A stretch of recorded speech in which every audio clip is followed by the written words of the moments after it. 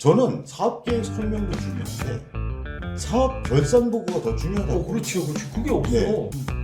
계속 물러나다 보니까 금융사가 너무 많은 방대한 일을 하는 게 아닐까 아까워서 그러다 보니까 이제 시장에서 엄혹한 상황이 벌어질 때에도 거리가 있는 것처럼 보였다는 거예요. 관광공사 직원들의 경우 조직과 직원들이 한국관광공사 한국관광 발전의 지금 중심축이냐라는 부분. 한국관광공사에 대한 조직에 대한 논문을 조직이나 역할 논문을 봤더니 없어요.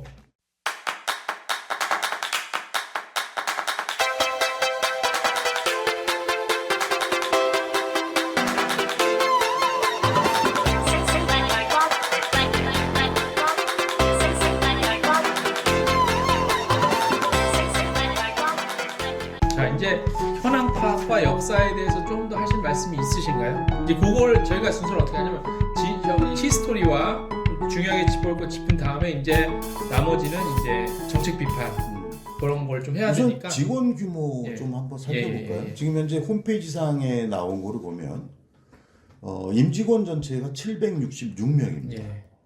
2024년 기준이죠. 네. 그래서 이제 상임위 임원이 예. 5명, 예. 기관장 예. 이사 3명, 예. 감사 1명. 그러니까 예. 아까 5개 본부 중에 3개만 그 3개 본부장만 이사입니다. 예. 상임이사. 네, 상임이사고. 그리고 이제 사회이사라고 보는 비상임이사가 이제 5명. 네. 이것도 뭐 나중에 한번 기회가 되면 얘기를 하겠습니다만 이거 어떻게 선정되는지 잘 모르겠어요. 아니 이제 추천위원회가 있습니다. 추천위원회. 추천위원회가 있고 어쨌든 임의로 하지 않습니다. 예. 그 직원은 이제 681명, 예. 그 중에 이제 무기계약직이 한 80명, 예.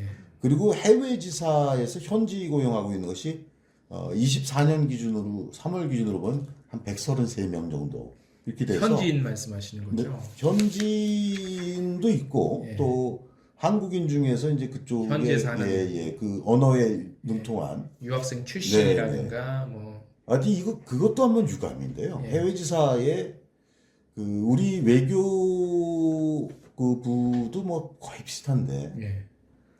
주요 국가 예. 예를 들면은 미국이라든가 예. 일본이라든가 중국이라든가 뭐 프랑스라든가 이런 데를 제외한 나라들은 현지어를 하는 외교 인사들이 별로 없습니다.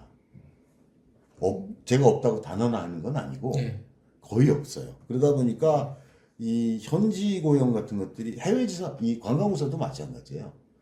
그 많은 언어를 감당하는 그렇죠. 그지 쉽지 않거든요. 않죠. 네. 그래서 네. 그런 측면에서 이제 그 인력 구조를 좀 보고 우리가 저에게 한번 좀 다뤄봤으면 좋겠어요. 이건 아마 지금 우리 국장님도 네. 조금 전에 예. 띄워놓으신 것 같은데 예. 공사의 조직 구조를 한번 좀 살펴보자. 현재 기준 말씀하시는 네, 겁니까? 네. 한번 찾아주세요. 제가 그래서 이번에 방송하기 전에 서치를 하면서 2023년 그 사업 설명의 그 현장 실황과 2024년 사업 설명의 실황을 두 개를 3시간짜리를 보느라고 힘들었지만 봤습니다. 그러니까 이게 조직의 명칭과 그거는 조금 다른데 매년 바뀌죠. 근데 사실 사업 계획서랑 그날 소개한 자료 보면 일부는 어떤 부분은 그대로 갖다 쓴 그러니까 명칭만 좀 바뀌었지 굳이 이거를 그렇게 또 바꿀 이유가 있었을까라는 좀 그런 아쉬움이 있는 조직 개편 현황도 일련서에 있던 거는 같아요. 예. 아무튼 말씀을 네네. 그 공사에 대해서 아까 이제 대표님이 설명하신 게 5본부 16실, 예, 예. 52센터 팀. 예. 그러니까 팀장이 아마 47명 예. 중에 예.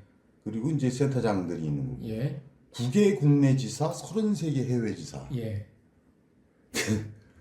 어마어마한 조직입니다. 그 다른 기관에 비해서 그럽니까? 제가 완전 다른 분야는 잘 우선 제가 그런 얘기를 좀 하고 싶어요. 그러니까 해외 지사가 이제 그 33개 33개 네. 2024년 기준에 이게 원래 다른 나라의 그 NTO와 비교해 보면 예. 제가 지금 최근에는 확인을 못했어요. 예. 그런데 제일 많습니다.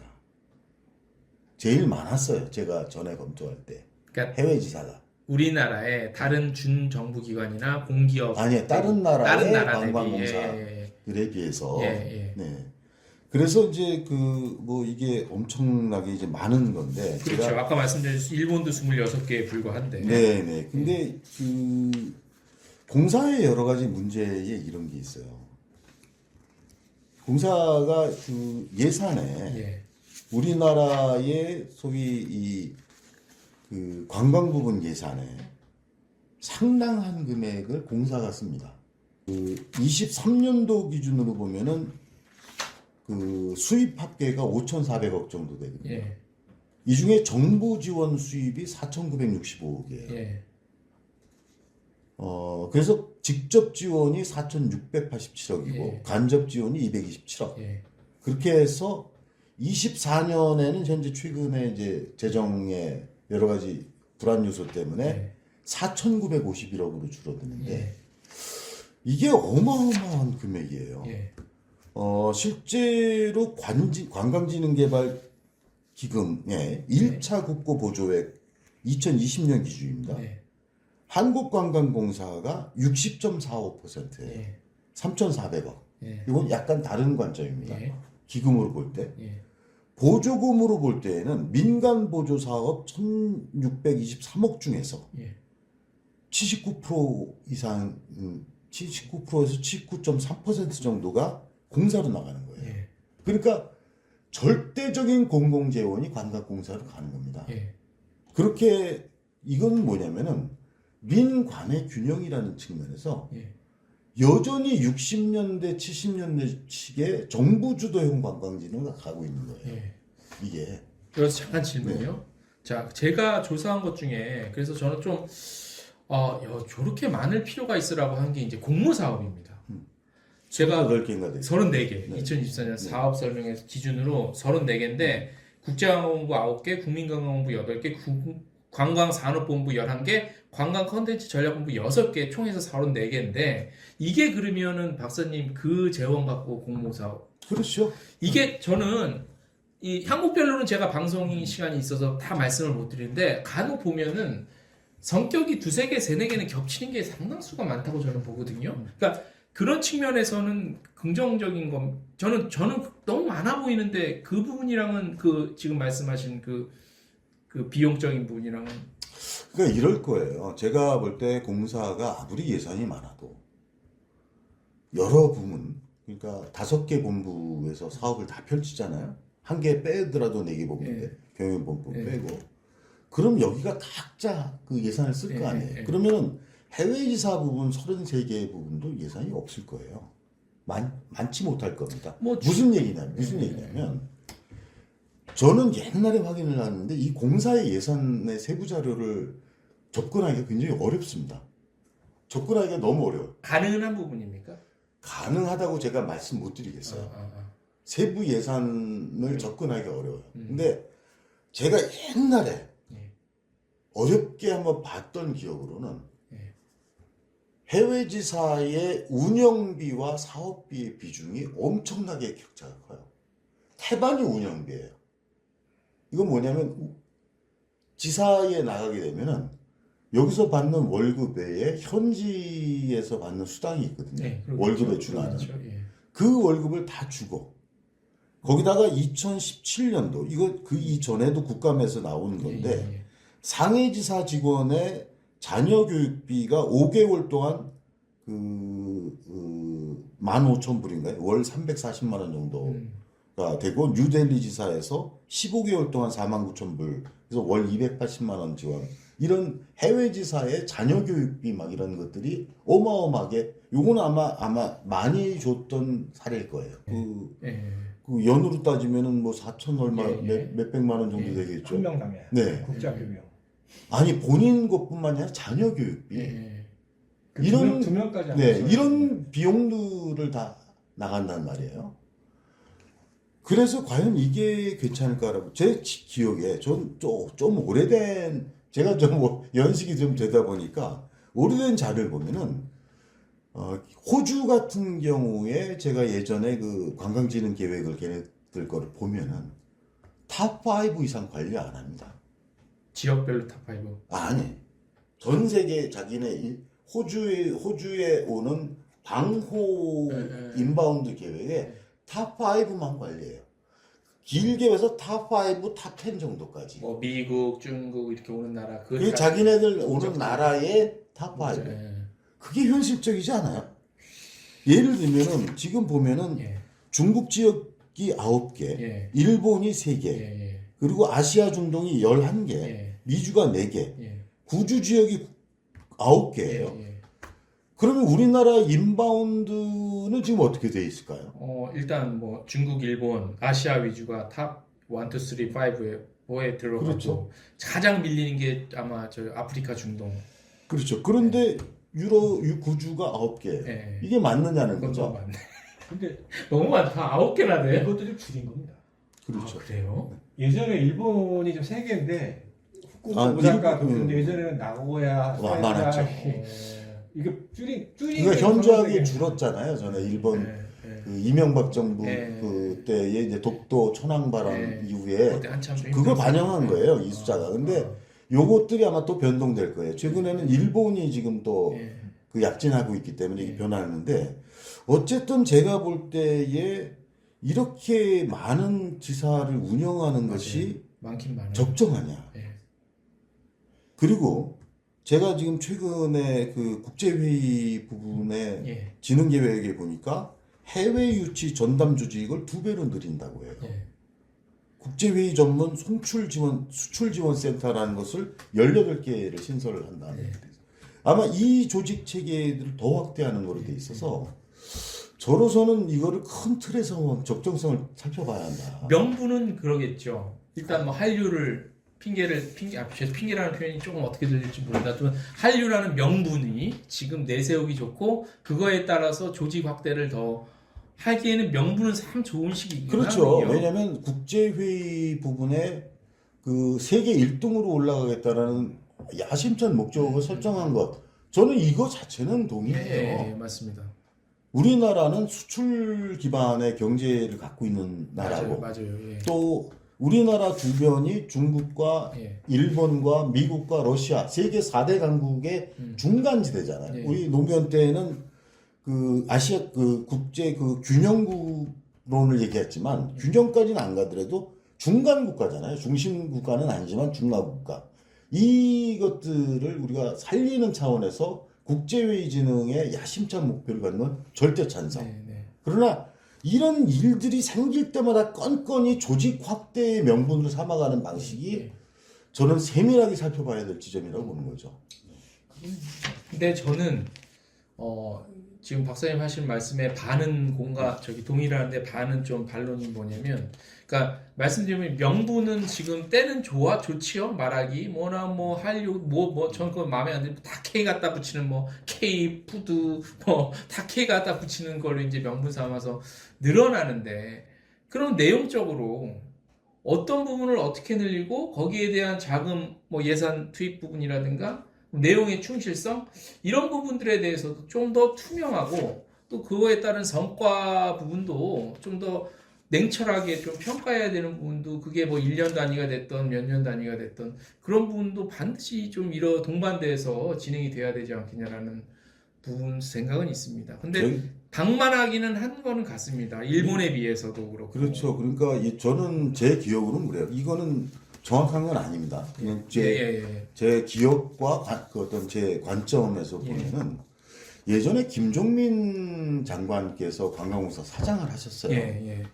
저는 그때 굉장히 훌륭하게 하셨다고 이렇게 20대 2005년쯤 네, 훌륭하게 하셨다는데 이때에 그 우리 그 김종민 사장께서 그 워낙에 많은 아이디어가 있으셨던 분이거든요. 또 굉장히 실제로 시대를 앞서가는 어떤 이런 분이셨기 때문에 여러 가지 있었는데 그때 어떤 식으로 그 한국관광공사의 사업 성격을 규정했냐면 다품종 소량 생산. 다품종 소량. 그러니까 이 일을 계속 늘려나가는 거예요. 그런데 이게 어떤 문제가 있냐면 다품종 소량 생산이라는 것이 하게 되면은 우리가 성과라는 걸 두 종류로 구분을 하거든요. 투입 성과와 산출 성과. 그러니까 투입 성과의 리스트가 계속 늘어나는 거예요. 우린 모두 하고. 그러나 산출 성과, 그래서 어떤 결과를 가져왔다는 부분은 얼버무리고 마는 거예요. 네, 그렇죠. 제가 아까도 우리 이 대표님 고생하셨다고, 이거 준비하기 위해서 고생했다는 게 3시간 반 정도 되잖아요. 네. 유튜브에 올라온 네. 사업계획 설명이. 네. 저는 사업계획 설명도 중요한데 사업 결산 보고가 더 중요하다고. 그렇죠. 그게 없어. 네. 네. 그거를 먼저 해야죠. 네. 우리가 작년에 이러이러한 걸 목표로 했는데 어떤 결과를 달성했다. 그렇죠. 그 기업에서 기본이에요. 네. 이게 없는 거예요. 그러니까 늘 투입 성과만 얘기하지 산출 성과를 얘기하지 않아요. 네. 저는 이 부분이 우리 단순히 비단 관광공사만의 문제는 아니겠으나 네. 우리가 굳이 얘기하고자 하는 관광공사에는 분명히 이 문제가 있는 거예요. 있어야죠. 그러니까 또 하나의 문제가 어떤 게 있냐면 관광공사가 이렇게 손 안 대는 사업을 다 하면서 예. 지역과 그다음에 기업들이 산업이 해야 될 일들이 겹쳐지는 거예요. 맞습니다. 그러면은 산업과 지역이 이게 내 일인가?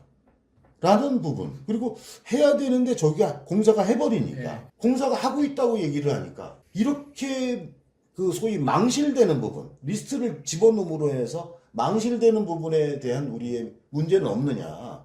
이런 걸 좀 굉장히 우리가 좀 잘 지켜봐야 될 그런 부분입니다. 제가 오기 전에 몇 분한테 말씀을 좀 들었는데 관광벤처 지금 막 아주 야심차게 관광공사 몇 년째 하고 있는 거 있거든요.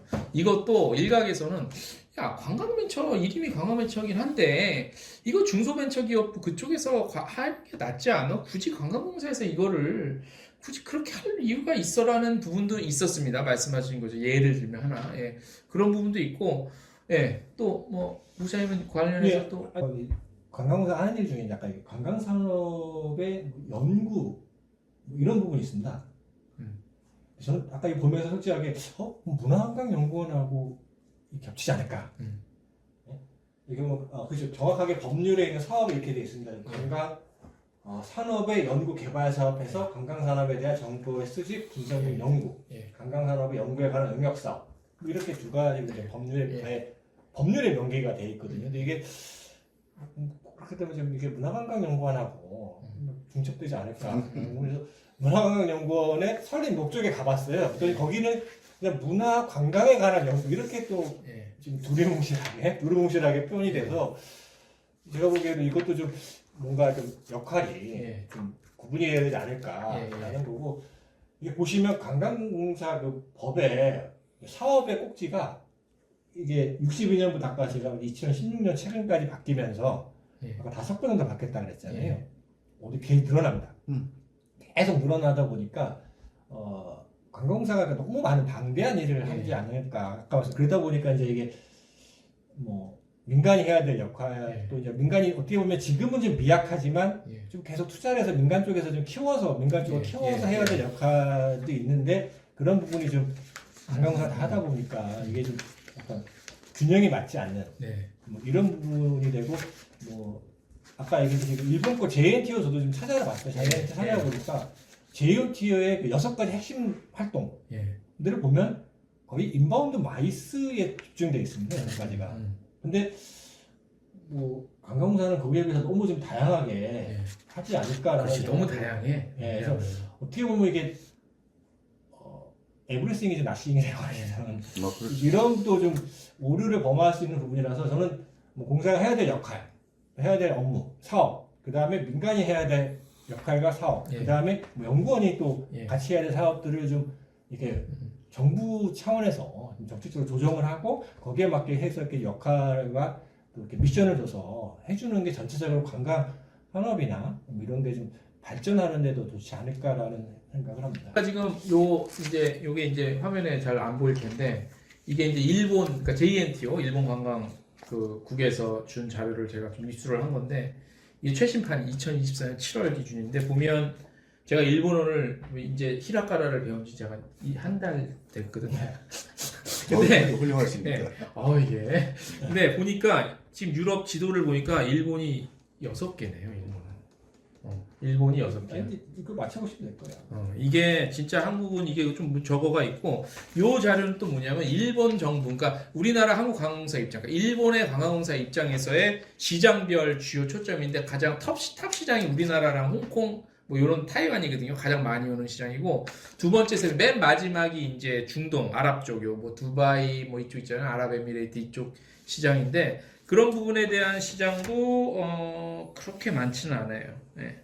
그래서 관광공사의 조직이 우리나라 인바운드 수준 지금 최고 가치가 1750만 명, 1800만 명 기준으로 하고 올해 목표 2000만 명으로 기준으로 봤을 때 일본에 비하면 제가 자꾸 일본인데 안 하려고 그러는데 비교를 안 할 수가 없는 게 사실 우리나라 광장 정책에 많은 부분이 일본 것들을 좀 많이 따라하는 것들이 있어서 일본 같은 경우는 2030년까지 6천만 명이라는 굉장히 디테일한 목표를 갖고 지금 움직이는데 그거에 비하면 우리가 뭐 지금 한참 치고 올라가는 뭐 나라라고 하죠. 한류의 그래서 그 말씀 지적해 주신 바와 같이 해외 지사에 조금 일본에 비해서는 조금 좀 정리정돈이 좀 필요한 부분도 있어 그렇죠. 보이고요. 일본이 지금 우리보다 어쨌든 예전에 예. 일본이 우리보다 인바운드가 적어가지고 그렇죠. 그쪽에 그 경제연구원이라든가 예. 또 관광연구원에서 예. 저 찾아오고 예. 난리가 아니었어요. 그 당시만 해도 어떻게 한국처럼 잘할 수 있느냐. 근데 지금 우리보다 2배, 3배 크잖아요. 예. 2배, 3배 큰데도 해외 지사는 그런데 그만 문제만 있는 게 아니에요. 예. 일본은 전체 관광객 비중에서 보면은 구미주 비율이 우리보다 훨씬 높아요. 예전부터. 이 숫자가. 네, 우리는 아시아에 거의 몰려 있다면은 중국, 일본은 우리보다 구미주 유치율이 훨씬 높습니다. 그렇죠. 시장 구성에서 보면. 그래서 그런 면에서 본다면 이게 적정하냐 이런 얘기 더 안 할 수가 없는 거죠. 이런 부분들을 난 답답한 게 지금 사장님이 공석이라 이런 부분들 좀 전문가가 사장으로 좀 한 번이라도 제발 와서 진짜 전문가요. 예? 전문가가 낙하산 말고 전문가가 와서 이런 부분도 좀 뭔가 지시가 있어야 바뀔 거 아니야. 아마 이건 내부적으로 아까는 이제 공사 입장에서는 지사를 늘리려고 하는 거고. 먼저 전체적으로는 조정은 필요하다고 생각하고 지사가 꼭 있어야만 유치하거나 홍보할 수 있는 건 그건 아니죠. 아니죠. 뭐 네. 지금 해외 대행 이런 예. 것도 하잖아요. 네. 뭐 우리나라도 지금 많이 그렇지. 대행하는 뭐 우리나라에 있는 관광청을 보면 알아요. 네. 그런 식으로 해도 돼. 예, 근데 뭐 이거 또 다른 얘기인데 또 이렇게 연결돼서 보면 아까 뭐 전문가들 저도 이렇게 자료를 찾다 보면서 약간은 좀 의아스럽거나 또 저는 개인적으로 관광학과 교수님들이 이거 좀 심각하게 봐야 될 건데 오늘 제가 관광공사 그 채용 공고들을 쭉 봤습니다. 그렇지. 그 말씀 네. 해주세요. 근데 관광공사면은 관광을 전공한 사람들이 지금 많이 오거나 그게 좋죠. 이래야 될 것 같은 생각이 들지 않습니까? 근데 실제로는 시험 과목은 없습니다. 시험 과목은 제가 알기로는 경영경제 법학 네네. 그리고 관광학을 전공한 사람에게는 1%. 1% 되는데 네. 이게 이제 우대해 주는 게 여러 가지가 있습니다. 뭐 취업 지원, 뭐 장애인, 뭐 유공자 뭐 있는데 보통 5%가 최대치고 뭐 3%가 많거든요. 그리고 복수 외국어 부사자도 3%로 주는데 관광학 전공자는 1%줍니다. 네. 그러니까 그래서 저 찾아봤어요. 이게 요즘 공기업들이 뭐라 이렇게 청년 채용 뭐 이래서 그런가. 그래서 다른 이제 공사들 한번 찾아봤는데 예를 들어서 뭐 석유공사 그러면 분야를 나눕니다.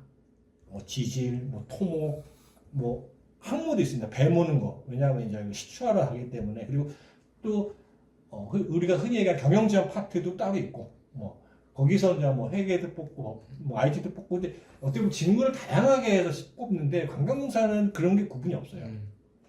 대부분 공사들 보면 뭐 크게 직무를 뭐 그룹별로 나눠서 거기에 해당되는 전공자들을 뭐 뽑습니다. 이렇게. 근데 이렇게 뽑는 게 과연 안 될 건 없지만 조금. 그러니까 관광공사인데 예. 그렇죠. 관광을 전공해도 1%라는 물론 혜택을 주지만 이게 어떻게 보면 다른 혜택에 비해서는 그렇죠. 상당히 또 아쉽죠. 네. 아쉽고 그래서 저는 섭섭하고. 관광학을 공부한 학생들이 관광공사에 많이 가서 어떻게 보면 한국 관광의 발전을 자기가 배우고 전공을 하는 기회를 주는 게 바람직하지 않을까 생각하는데 오히려 지역 인재들보다도 혜택이 적고 네. 예, 그래서 이런 문제들은 좀 중장기적으로 봤을 때는 인력 구성이나 뭐 이런 부분은 근데 그거는 이제 좀 아쉬운 부분이 있습니다. 관광학회에서 오랫동안 학회요. 예, 오랫동안 지적하고 지적만 했습니다.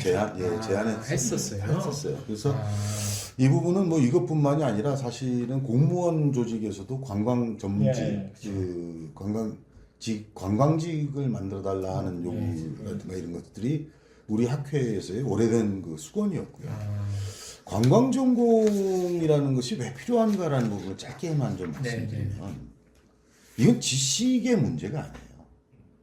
대학에서 뭐를 전공했다라고 하는 것과 그 전공을 통해서 그 분야를 갔다는 것은 마인드의 문제예요. 관광공사에 대해서 왜 관광 전공자를 많이 뽑으라고 얘기를 했냐면 시장에서 엄혹한 상황이 벌어질 때에도 거리가 있는 것처럼 보였다는 거예요. 관광공사 직원들의 경우 조직과 직원들이 관광객이 안 들어오고 이 기업이 힘들면 너희도 같이 힘들어줘야 되는 거 아니야 하는 것들이 업계와 그간의 관광계의 요구예요. 그것과 떨어져 있는 이유가 혹시 이거 아니냐는 겁니다. 이거라는 건 아까 예, 관광 전공자들의 비율이라든가 혜택 같은 것들이 줄어들고 대부분이 사실은 어학 전공일 거 아니에요. 그렇게 되면은 이제 뭐 오랫동안 60년대부터 계속 어학 전공자들이었어요. 특정 대학의 특정 좋은 학교에 굉장히 좋은 학교에 성적 좋아야 갑니다. 여기 네. 어렵게 가요. 예를 들면은 평균 연봉이 7,751만 원이에요. 성과학 상여금을 제외하고도 관광공사 급여가 굉장히 좋은 회사예요. 그렇죠. 예. 신입 초봉이 3,720만 원. 예. 이것도 이제 성과급 그 예. 제외한 거죠. 예. 적지 않은 대우를 받고 있는 거예요. 그러다 보니까 당연히 좋은 학교 사람들이 가는데 좋은 학교 사람들 중에 주로 어학이라든가 경영이라든가 물론 최근에 보니까 23년의 경우는 세 부분으로 나눠서 뽑았더라고요. 일반직과 디지털 전환에 대비한 그리고 개발 이렇게 해서 이제 뽑았는데 뭐 어마어마해요. 대수도 일반직의 경우에 133대 1이에요. 데이터 쪽이 93대 1. 그 개발직이 45대 1. 개발은 관광 개발. 관광 개발인데 이 경우에는 관광 개발, 자원 개발이죠. 자원. 아까 그 국민관광 부분 이런 걸 담당하기 위해서 이렇게 되면은 이 자원 개발도 대부분 도시계획과 건축과 조경학과 그리고 아주 일부의 관광 전공자들이 이제 포함이 되는 거죠. 네. 그렇게 돼서 이 부분에 이제까지 여러 가지 요구들이 중첩되어 있는데 반영이 안 되는 그런 상황이 됩니다. 말씀해 주신 그 문제점이랑 일맥상통하네요. 그러면 그런 친구들을 뽑는다 그래서 박사님께서 지적해 주신 부분들이 현격하게는 아니더라도 개선의 여지는 있다고 보십니까? 저는 아까 말씀드린 게 전공을 했느냐의 경우는 지식의 과소를 얘기하는 게 아니에요. 마인드. 네. 말씀하신. 자기 소명으로 이해하는 거잖아요. 자기 전공이라는 게 자기 필생의 소명으로 이해하는 거예요. 전공을 통해서 그 분야에 이렇게 훌륭한 공기업에 갔다고 했을 때는 그건 그 인생을 거는 겁니다. 그렇지. 또 그렇게 될 수가 있죠. 이 얘기는 관심이죠. 그렇지. 관심은 사랑이고 책임이고. 예, 그렇지. 그러니까 이렇게 되면 그러니까 관광공사가 관광 전반에 대한 일을 하는데 뭐 전공자나 비전공자나 뭐 똑같다 그러면 어떻게 보면 뭐 셀러리맨이지. 그냥 관광공사 이름 빼고 한국공사라고 이러는 거죠. 예. 그러니까 좀 그런 부분이 좀 아쉽다라는 거죠. 이렇게 점점 이제 보면 언어라는 게 뭐 AI가 나오고 또 요즘은 기본적으로 뭐 영어 이런 거는 또 뭐 그렇지. 전반적으로 좀 세대들이 잘하다 보니까 그렇게 뭐 할 필요는 없거든요. 그래서 오히려 이 사업에 대한 애정, 관심도, 열정 뭐 이런 걸 가지고 어떻게 보면 이끌어가야 되는 부분인데 너무 좀 전공자들 어떻게 보면 기피하거나 아까 말씀드린 뭐 좋은 학교에 어문 계열들이 많이 가면 뭐 그분들도 뭐 패배하는 건 아니지만 아무래도 더 열정적으로나 그 전공한 학생들 장점은 있으시죠. 그러니까 그분들도 뭐 뽑지 말라는 건 아니죠. 근데 뭐 뽑으라는데 어느 정도 좀 관광하는 비율도 좀 이게 좀 일정 부분 차지해야 되지 않을까. 관광공사라면 당연히 저는 그렇게 생각하거든요. 그렇죠. 몰랐어요, 전 그거. 그리고 그것도 뽑을 때도 제가 그 직군을 좀 구분할 필요가 있다. 관광도 요즘 다양하지 않습니까? 관광도 IT도 있고 아까 말씀하신 대로 뭐 있지만 그런 부분들에 대해서 상당히 좀 아쉽고 좀 관광공사가 좀 바뀌지 않을까. 이 알겠습니다. 부분은 좀 더 연결해서 말씀드리면 그때 저희가 예전에 얘기할 때 그 NTO가 NTA의 정책을 집행한다 그랬잖아요. 예. 그렇죠. 그러면 집행되기. 문체부도 보면 아까 관광 직군도 없고 공무원도 자주 바뀌거든요. 예. 이분도 관광 뭐 물론 열심히 하시는 공무원들도 있고 뭐 그렇지 않고 잘 모르다 보니까 그럴 수 있는데 그럼 NTO라도 좀 관광에 대해서 좀 열정을 갖고 해야 이게 좀 집행이 되는데 어떻게 보면 NTO가 지금 그런 부분에 대한 전공한 학생들에 대해서거나 뭐 이런 부분에 대해서 좀 관심이 떨어지거나 좀 뭐 구분이 차별이 없다라고 하면 제가 보기에는 아무래도 관광 업계는 다 전공자들이 많아요. 물론 비전공한 전공자들이 많지만 전공한 사람들도 꽤 많이 있거든요. 많아야 좋죠. 예, 그래서 그래야 또 학문도 전공학과도 또 사는 거고. 그렇지, 산업도 살고 그렇지. 그게 또 같이 그렇지. 거기 한국까지 예, 그렇지. 이렇게 되기 때문에 좀 이런 데 대해서 좀 더 관광사 좀 관심을 갖고 해줘야 좀 한국 관광 산업이 좀 더 발전하지 않을까 생각합니다. 알겠습니다. 그리고 이제 또 이런 부분도 그 걱정이 좀 있어요. 그러니까 그 아까 이제 조직 문제에서 비롯되는 건데 9개 지역지사가 있단 말이에요. 광역을 이제 묶어가지고 그 이제 9개가 있는데 옛날에 초기에는 관광공사의 지역지사들이 1명 정도 있었어요. 지금은 규모를 확대해 나가고 있습니다. 저는 이 부분이 이런 걱정이 있어요. 지금 지역 DMO들이 굉장히 증가하고 있잖아요. 지방자치단체도 굉장히 관광에 대해서 이제 관심도 갖고 있고 DMO도 이제 또 늘어나고 있고 그런데 거기에 발맞춰서 관광공사 지사가 늘어나고 있어요. 이중으로 그러면은 예. 이 부분이 어떻게 서로 간에 윈윈할 수 있을 것인가가 걱정이에요. 불협화음이 날 가능성이 더 높지 않겠냐라고 생각이 듭니다. 뭐 어떻게 보면 그 제가 얘기해도 좀 관광공사가 그 인력 구조 자체가 연령대가 이게 어떻게 보면 이렇게 뭐라고 그러지 조명이 돼야 된다거나 일반적으로 그렇게 돼 안정적인데 반대로 좀 이렇게 연령대 높으신 분들이 많은 걸로 알고 있어요. 그래서 뭐 명예퇴직이나 이런 것들을 지금 공사도 하려고 했는데 기재부가 예산을 안 주다 보니까 그러다 보니까 뭐 그렇다고 그분들을 강제로 할 수는 없고 공기업이고 그러다 보니까 거기도 이렇게 뭐 뭐라 그러지 임금 피크제 이런 거 하다 보고 또 자리를 내보내야 되고 네.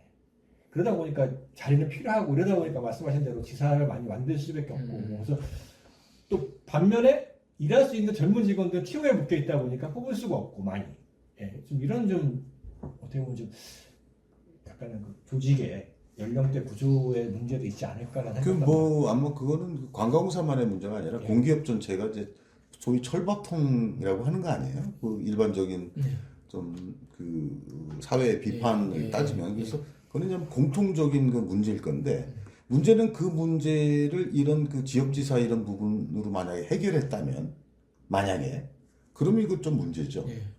그 쓸만한 사람들이 가야 되는데 어쨌든 그런 조직들이 계속 확대하고 있는 것도 우려가 되는데 그런데 저는 더 거기서 겹쳐서 문제가 되는 게 뭐냐면 DMO에 대한 그 평가와 지원 사업을 공사가 합니다. 이건 뭐냐면 주도권을 갖고 있는 거예요, 공사가. 그러니까 말 안 들으면 내 말 잘 들어.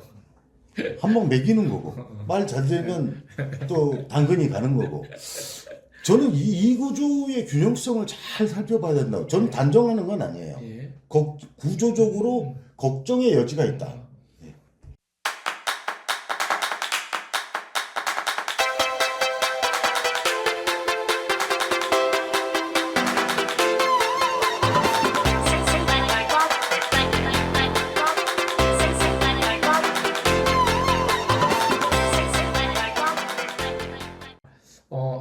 제가 시작할 때 할 말이 없으시다고 그러셨는데 뭐 이거 시간이 모질란데 마무리를 좀 해야 돼.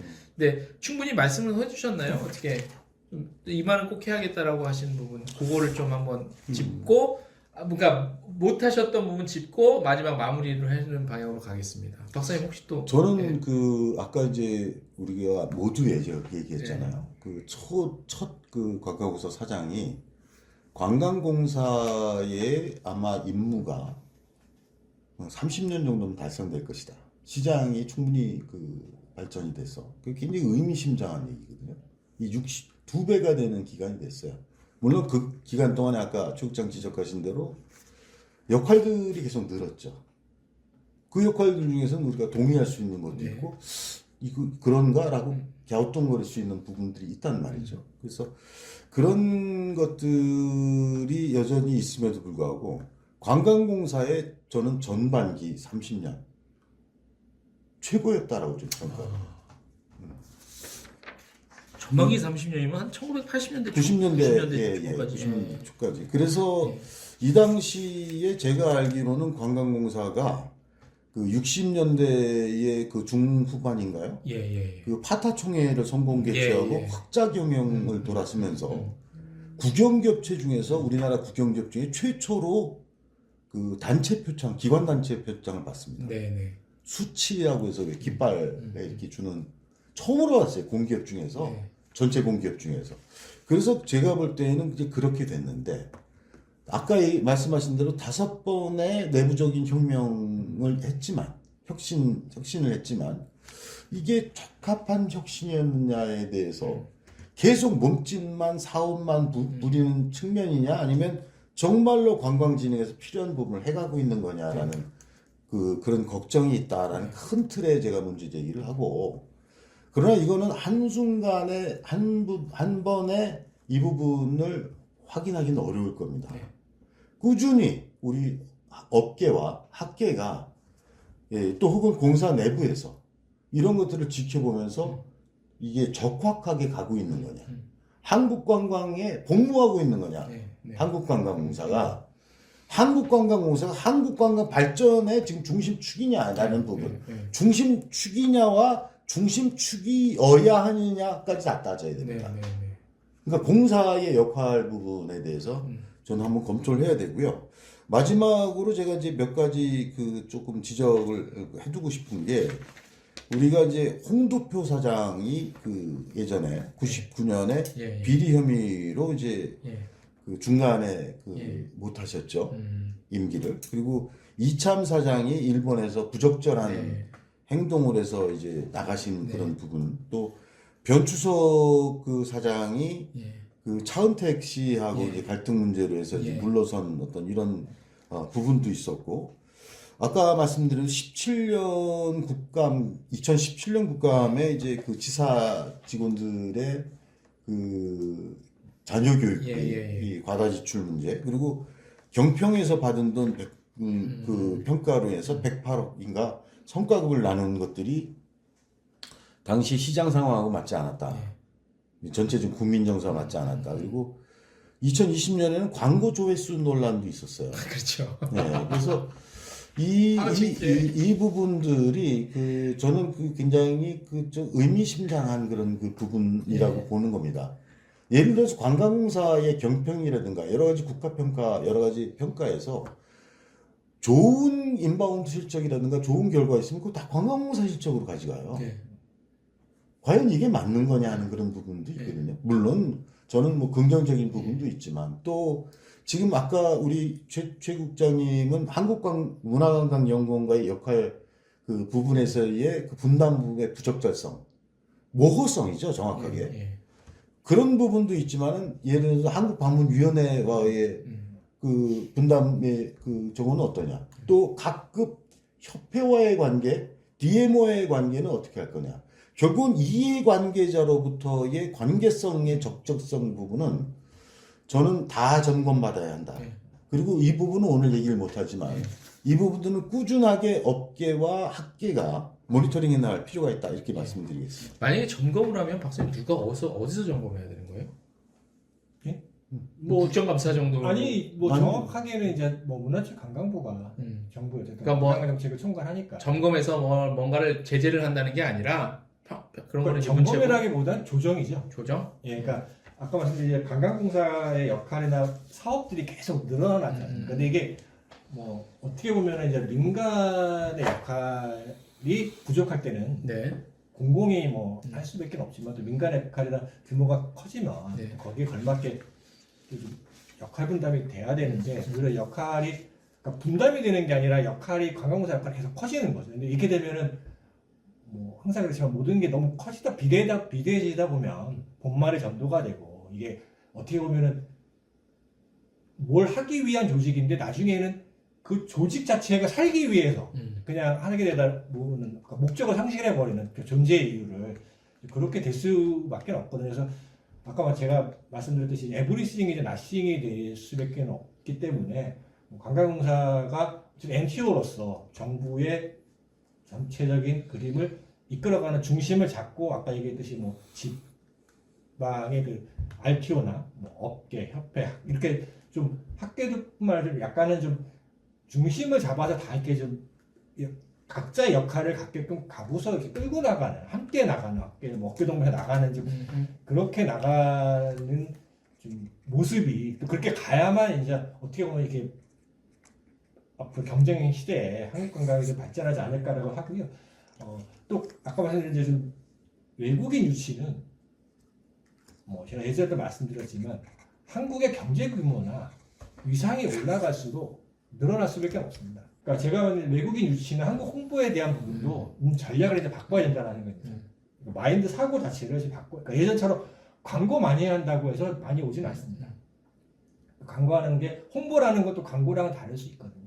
그러니까 그런 역할이기 때문에 좀 이제 관광사도 뭐 디지털 시대에 많이 바뀌었기 때문에 거기에 맞게끔 역할에 대한 약간 조정을 하고 이게 역할을 조정하는 거지 뭐 이게 더 잘못됐다 이런 부분은 아니지 않습니까? 시대에 맞게 바꾸고 또 민간도 민간에 맞게 또 협회들 각 뭐 단체들 뭐 이런 데랑 같이 좀 해서 좀 이렇게 엮어서 가는 이렇게 가야만 발전하지 않을까? 저 조금만 예, 말씀해 주시죠.